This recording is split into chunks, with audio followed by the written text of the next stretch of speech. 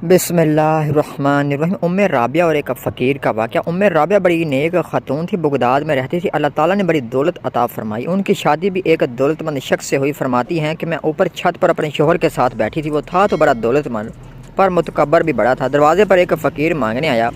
میرا خامد اسے جھانک کر کہنے لگا اسے کچھ نہ دینا، یہ دنیا دار بنے ہوئے ہیں، جان بوجھ کر مانگتے ہیں۔ تو میں نے کہا تمہاری دولت سے نہیں دوں گی، میرے میکے سے جو کچھ آیا ہوا ہے اس میں سے دینے کی اجازت دے دو۔ اس نے کہا فقیر کے پاس جانا ہی نہیں۔ ام رابعہ فرماتی ہیں اس مانگنے والے کا جو دروازے پر کھڑا تھا، اس کا جو انداز تھا، ایسا لگتا تھا کہ کئی دنوں کا بھوکا ہے۔ اس نوجوان کے چہرے پر عجیب بھوک تھی۔ میں شوہر سے نظر بچا کر آئی اور میں نے چند دینار اس کی ہتھیلی پہ رکھے۔ جب میں نے دروازہ بند کیا تو سامنے میرا شوہر کھڑا تھا۔ کہنے لگا کہ میری اجازت کے بغیر تو نے اس فقیر کو کیوں دیا؟ تجھے 3 طلاقیں ہیں۔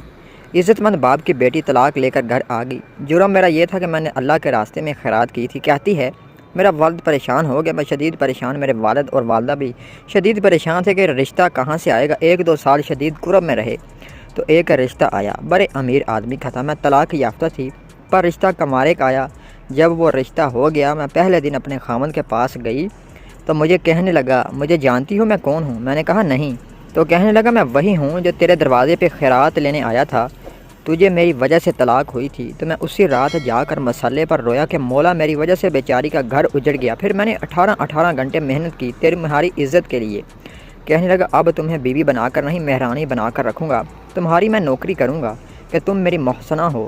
1 سال گزرا، مجھے اللہ نے بیٹا بھی دیا۔ شوہر سارے کام گھر کے خود کرتا تھا۔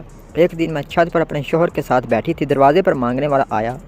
کہنے لگا کہ اگر مانگنے والا آئے تو تم نے خود دینے جانا ہے۔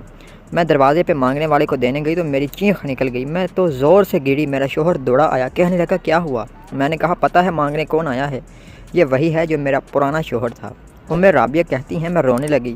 دولت کا تکبر کرتے ہیں لوگ، طاقت کا تکبر کرتے ہیں، لیکن میرے اللہ کو ایک لمحہ بھی نہیں لگتا کسی بادشاہ کو فقیر اور فقیر کو بادشاہ بنانے میں۔